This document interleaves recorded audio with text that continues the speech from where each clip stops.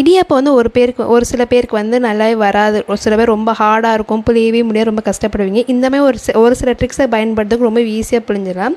என்னென்னா, 1 கப் பச்சரிசி மாவு, அதோட கொஞ்சம் உப்பு, நல்லெண்ணெய் 1 ஸ்பூன் சேர்த்து 2 நிமிஷம் பரட்டி விட்டுட்டு, அதுக்கப்புறம் நல்லா கொதிக்கிற தண்ணி வந்து 1 கப் மாவு அரிசினா 1 கப் வந்து நல்ல தண்ணி, சுடு தண்ணி வந்து கொதிக்கிற தண்ணி சேர்த்து ஆட் பண்ணிவிட்டு நல்லா 2 நிமிஷம் கிளறி விட்டுட்டு தட்டு போட்டு மூடி வச்சுருங்க. ஒரு 5 நிமிஷம் கழித்து நல்ல மாவு வந்து அந்த சுடு தண்ணி நல்லா வெந்திருக்கும்.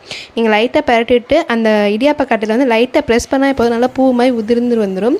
மெயினாக வந்து கொதிக்கணும் தண்ணி. அதுக்கப்புறம் அந்த பிழிஞ்ச இடியாப்பத்தை தட்டில் வச்சு ஆவி 2 நிமிஷம் போது வெந்துடும்.